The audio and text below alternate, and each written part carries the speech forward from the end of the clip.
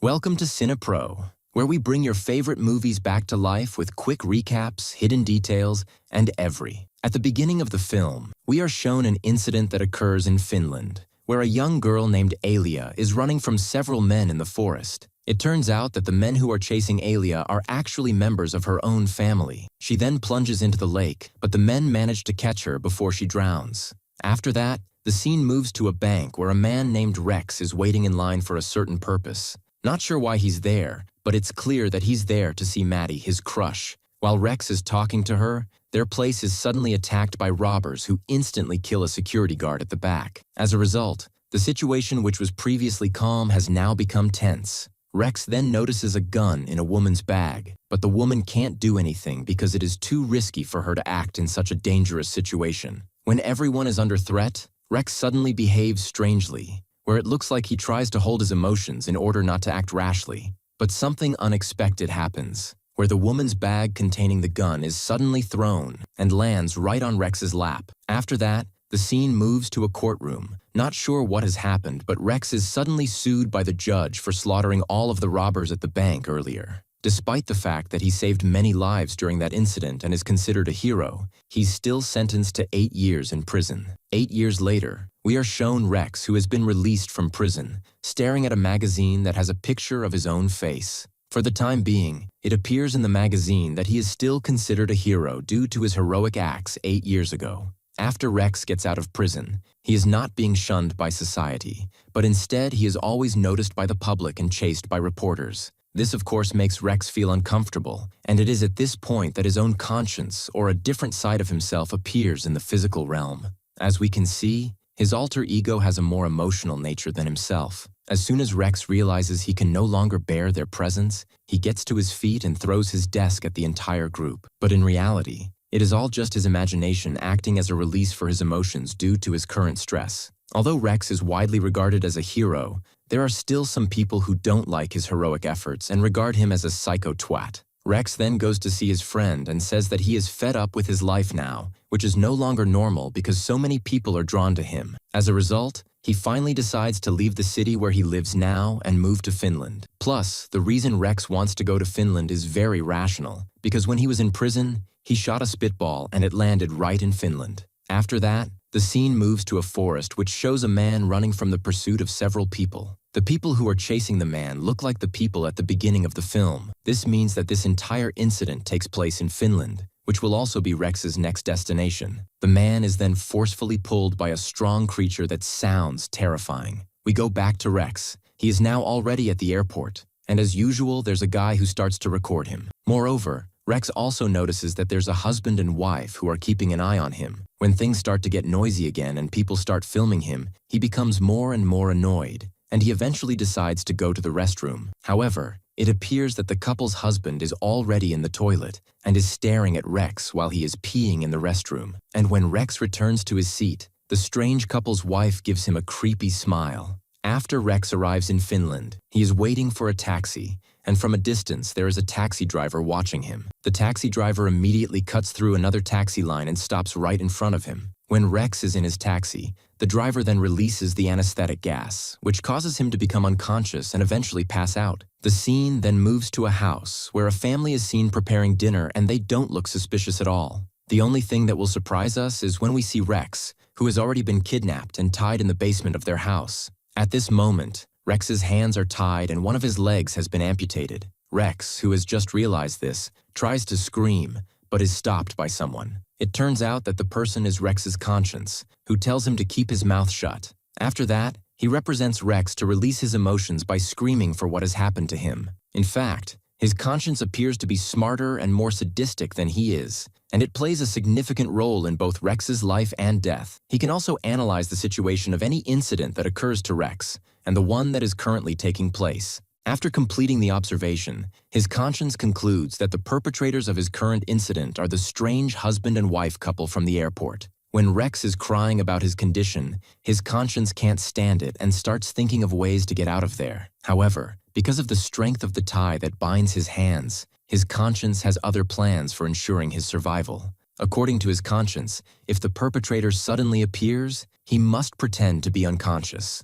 Furthermore, after noticing a lot of bicycles around him, the alter ego assumes that the perpetrators who kidnapped him are a family. Meanwhile, all of the family members have already gone to sleep upstairs. But the youngest child in the family, named Olavi, isn't yet asleep, and he is curious about their victim this time. Rex, who hasn't had enough time to untie the rope yet, tries to do so with his teeth. The young boy, on the other hand, decides to go down to the basement where Rex has been held. After the young boy enters the room on the ground floor, Rex immediately pretends to be unconscious. Rex then finds out that the person who came is just a child, so he comes up with a plan, which is to use the child as insurance to get out of that place. He tries to persuade Olavi to come close before kicking him in the face with his amputated leg and flanking him with both thighs. Not long after, his sister realizes that her little brother is not in bed, so she decides to look for him in the basement. It turns out that this woman's name is Ilia, and she is the young girl who has tried to run away from several men before this. This explains that it is her family who are kidnapping Rex at this time. At this point, Rex threatens to break the boy's neck if Ilia attempts to kill him. But since Rex is too panicked about his own safety, he accidentally lets go of Olavi, which makes him lose his guarantee to get out of there. When Olavi is found unconscious in the room, the psychopath family rushes him to the hospital. The mother then slaps Ilia because she thought that Ilia had hurt her little brother. At this point, we can conclude that Ilia has a different nature than her family, and that she could be a great opportunity for Rex to get out of there. The opportunity is bolstered when Ilia suddenly smiles and imagines herself married to Rex, which means that she is attracted to Rex at first sight. Since her family's in the hospital, Ilia immediately goes downstairs to see Rex and begins to treat his leg. Ilia then expresses her feelings to Rex. It is at this point that she starts to tell the story of how her family began to kidnap people and make them food for her eldest brother. Since the birth of her first brother, he has already been suffering from a disorder that causes him to crave and eat human flesh. This was proven by the fact that he started biting his father when he was a baby. Therefore,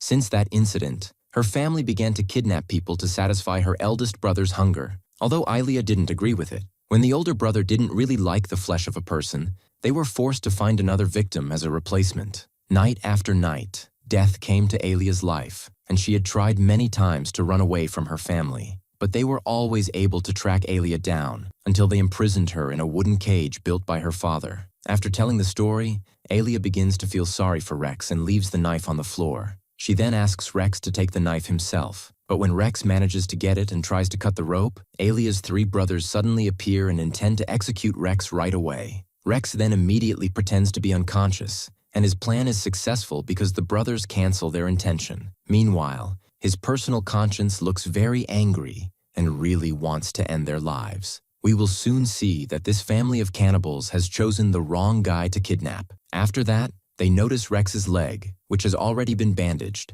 and they immediately look for Ilia in her room. But Ilia turns out to be hiding in the basement, and she tries to get out of there. Unfortunately, her brothers come back there and take her upstairs. After that, Rex is injected with some liquid which causes him to suddenly laugh. We are then transported back to 8 years ago, when Rex fought the robbers at the bank. We finally get to see how brutal Rex was when he slaughtered all of the robbers there. It is seen that his conscience was controlling him at that time, and with such brutality, he managed to become a hero to all of the people there. Finally, when Rex tried to save his lover, the robber is frightened by the fact that Rex didn't care who was going to die there. After Maddie was released, Rex, influenced by his own ego, then shot the robber, and the robber's weapon accidentally fired into a cupboard. An unfortunate thing happened when a bank employee who was hiding inside the cupboard died due to the fired gun. So this is the reason why Rex was sentenced to 8 years in prison for allegedly sacrificing other people's lives to satisfy his desires. Plus, since Rex's sentence was too long, Maddie, who had been saved by him, decided to end their relationship because she didn't want to waste her time waiting for him to be released. We then return to Rex. When he regains consciousness, he notices that his leg is being cut off by the psychopath at that moment. He then kicks the psychopath, which causes the psycho to rush off to get an anesthetic. At the same time, Rex tries to cut the rope that binds his hands with the knife from Ilia. When the man returns to him, Rex quickly stabs the knife into his ear canal. Without wasting any time, he's now looking for some tools and weapons needed to escape from there. Fortunately, He finds some tools that will be very useful to him in the next scene. Rex tries his best to get to the top floor, relying on the golf club he has attached to his leg. After he manages to get out of the basement, his conscience tells him to bring Alia out of the house as well. Rex then walks out of the house and he thinks about the words of his conscience again. It appears that they have made a decision about what they will do next after this. When both parents came home from the hospital, they are shocked by the bloodstains in front of their house. At this moment, it turns out that their sons have just awoken from their sleep. Their parents then gather them and scold them for letting Rex escape. Fearing that Rex would come back with the police, they plan to move out of the house. But it looks like their plan will fail. It turns out that Rex has been waiting for them under the table, and he kills them one by one using a nail gun. As Rex tries to shoot the mother, the nail bullets run out, and he kicks the mother in the head with a golf club attached to the amputated leg. When her son sees the incident, he tries to attack Rex, but Rex quickly throws a knife into his body, causing him to die. Alia then kills her own mother, who has just woken up from unconsciousness. After all of this horrific incident, it turns out that they are still not free because they still have to face Alia's eldest cannibal brother. Her brother eventually appears, going down the stairs with his big body like a monster. In the end, Rex and the cannibal fight each other, and when Rex manages to cling to the refrigerator door, he sees that there is a piece of his right leg inside. As a result, he looks happy because it turns out that his right leg still hasn't been eaten by the cannibal. He then takes his right leg and immediately thrusts it into the cannibal's mouth. After it is all over, Rex takes Alia back to America, where they decide to live together there. One night, Rex and Alia are seen hanging out at a place with their friends. But one of their friends seems interested in Rex, which makes Alia jealous. At this moment, it turns out that Alia also has the same alter ego as Rex. She imagines about killing the woman who makes her jealous. Shows that the two of them are a perfect match since they have almost similar alter egos. Meanwhile, in another place, the youngest child from Alia's family who has recovered from the injury intends to avenge the death of his family. And with that, the film ends. If you enjoyed the video, don't forget to subscribe to the channel and hit the notification bell to get more new videos.